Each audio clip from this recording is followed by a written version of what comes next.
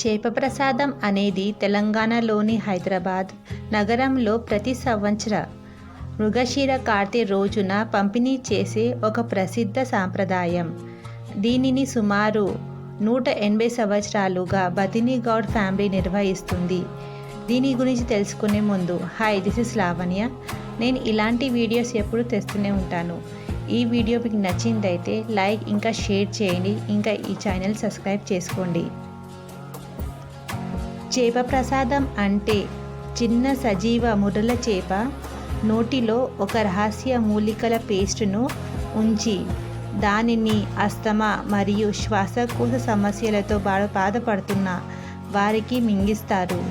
ఈ ప్రసాదాన్ని వరుసగా కొన్ని సంవత్సరాలు తీసుకుంటే ఉపశమనం కలుగుతుందని చాలామంది విశ్వసిస్తారు. కథనం ప్రకారం 1845 ప్రాంతంలో ఒక హిమాలయ సాధువు బతిని కుటుంబ పూర్వీకుడికి ఈ మూలిక రహస్యాన్ని అందించి ప్రజలకు ఉచితంగా అందించాలని సూచించాడని చెబుతారు. అప్పటి నుంచి ఈ సాంప్రదాయం కొనసాగుతుంది. దీని గురించి వైద్య నిపుణుల అభిప్రాయం భిన్నంగా ఉంది. ప్రస్తుతం చేప ప్రసాదం ఉబ్బసాన్ని సాయం చేస్తుందని శాస్త్రీయంగా నిర్ధారించే బలమైన ఆధారాలు లేవు అని పిలువు వైద్యులు పేర్కొన్నారు. కొందరు ప్రజలు ఉపశమనం పొందుతున్నట్లు చెబుతారుగా మరికొందరు ఎలాంటి మార్పు కనిపించలేదని నివేదికలు ఉన్నాయి.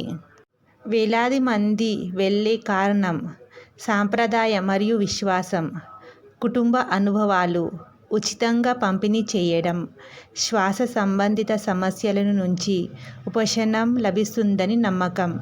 ప్రతి సంవత్సరం దేశ నలుమూల నుంచి వేలాది మంది హైదరాబాద్కు చేరుకొని ఈ ప్రసాదాన్ని స్వీకరిస్తారు.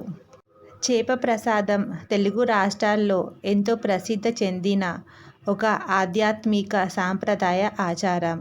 దీనిపై ప్రజల్లో విశ్వాసం ఉన్నప్పటికీ అస్తమా లేదా ఇతర శ్వాస సంబంధిత వ్యాధుల చికిత్స కోసం వైద్యుల సూచన చికిత్సను కొనసాగించడం అవసరం అని చెబుతారు.